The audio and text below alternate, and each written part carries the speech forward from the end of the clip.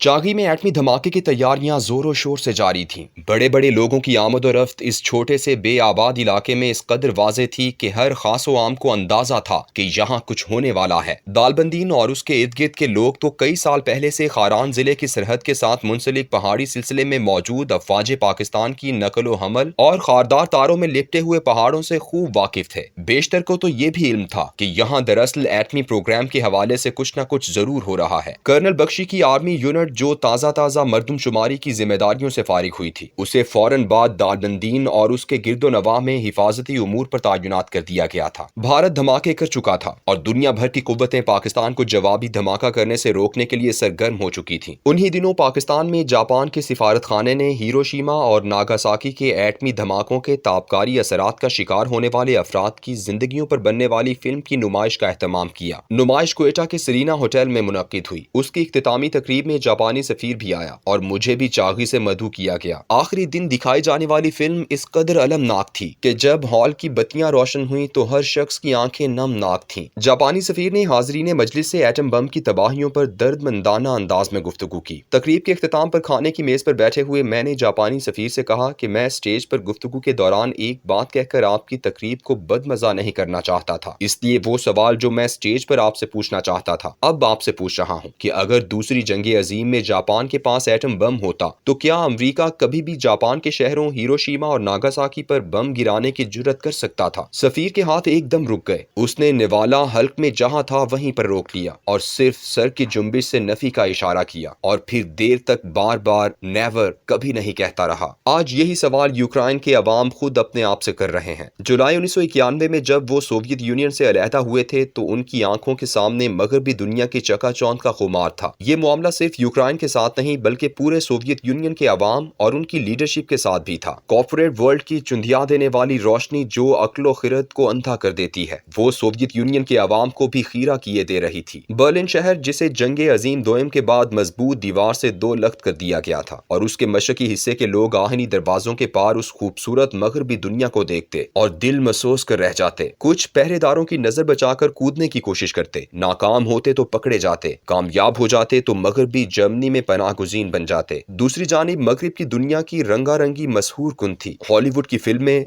Rock स्टारों के concert, fast food की दुकानें, आलमी ब्रांड के सॉफ्ट ड्रिंक, गरज सब कुछ खीरा कुन था। सबसे बढ़कर ये तस्वुर कि तुम जो कुछ चाहो कहो, लिखो, बयान करो, तुम्हें मुकम्मल आज़ादी होगी। अगर तुम आज़ादाना कारोबार करके अमीर बनना चाहोगे तो तुम भी एक दिन ओनोसस बन सकोगे और शहरियत हासिल करने के लिए मरहूम अमरीकी सदर जॉन एफ कैनेडी की खूबसूरत बीवी जैकुलिन की तरह किसी मशहूर और खूबसूरत औरत से शादी करके दुनिया भर में मकबूल भी हो सकोगे। इन्हीं ख्वाबों के मशहूर कुन आलम में 9 नवंबर 1989 का दिन आ गया। ये दीवार बर्लिन के इन्हेदाम का दिन था। ये वाकया अफगानिस्तान से आखिरी रूसी फौजी के 15 फरवरी 1989 को निकलने के 9 माह बाद हुआ। इस आलमी तवज्जो की मुस्तहिक तकरीब में दीवार को पहली जरब लगाने वालों में पाकिस्तानी ISI के सरबराह जनरल हमीद गिल खुसूसी तौर पर बुलाए गए थे। ये दिन भी अजीब था। सोवियत यूनियन के ज़ेरे असर मशरकी जर्मनी के शहरी अपना तहजीबी लिबादा उतार रहे थे। दीवार के सामने एक अमरीकी बार वाला उनसे वोडका की बोतल लेता, उसे तोड़कर फेंकता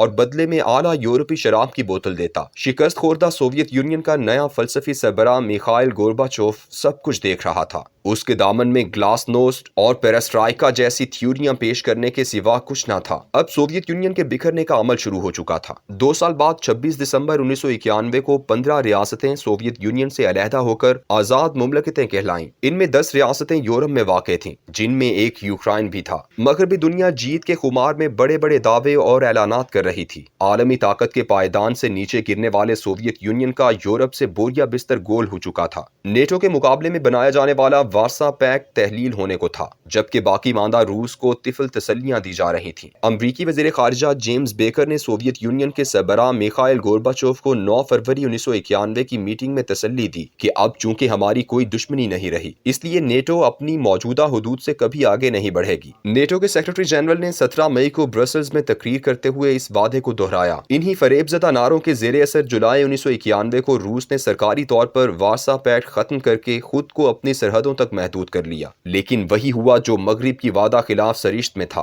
وہ امریکی اتحاد نیٹو جو 1990 میں صرف 17 ممالک پر مشتمل تھا، آج 2022 میں 30 ممالک کا گروہ بن چکا ہے۔ 13 نئے ممالک آج تک یہی خیال کرتے تھے کہ اگر ان کے خلاف کسی بھی قسم کی جارحیت ہوئی تو امریکہ اور اس کے اتحادی ان کا تحفظ کریں گے، لیکن اب تاریخ نے کروٹ بدلی ہے۔ یوکرائن عبرت کا نشان بن چکا ہے۔ یوکرائن نیٹو میں تو شامل نہ ہوا، لیکن وہ 5 دسمبر 1994 کو ایک معاہدے کے تحت ان مغربی طاقتوں کے فریب میں آ گیا۔ اس فریب زدہ معاہدے کو بڈاپسٹ کہتے ہیں، جس میں امریکہ، برطانیہ، روس، یوکرائن، قازقستان اور بیلاروس شامل ہوئے تھے۔ یہ اب تک ایٹمی ہتھیاروں کو تلف کرنے کا سب سے بڑا عالمی معاہدہ ہے۔ سوویت یونین کے ٹوٹنے کے بعد بیلاروس، قازقستان اور یوکرائن کے پاس ہزاروں ایٹمی ہتھیار ورثے میں آئے تھے، اور یوکرائن ایٹمی ہتھیار رکھنے والا دنیا کا تیسرا بڑا ملک بن گیا تھا۔ یوکرائن سمیت تینوں ممالک نے اپنے ایٹمی ہتھیار روس کو واپس کر دیے تاکہ وہاں انہیں تلف کر دیا جائے۔ ان ملکوں کو 3 عالمی طاقتوں امریکہ، برطانیہ اور روس نے اس معاہدے کے تحت یقین دلایا تھا کہ اب ہم تمہاری حفاظت کے ذمہ دار ہیں۔ آج کے بعد تم ایک سیکیورٹی ریاست نہیں بلکہ ویلفیئر ریاست بن کر زندہ رہو اور عوام کی فلاح و بہبود پر اپنا سرمایہ خرچ کرو۔ آج پوری عالمی دنیا سے یوکرائن کا صدر سوال کرتا پھر رہا ہے کہ کہاں ہیں تمہارے وعدے؟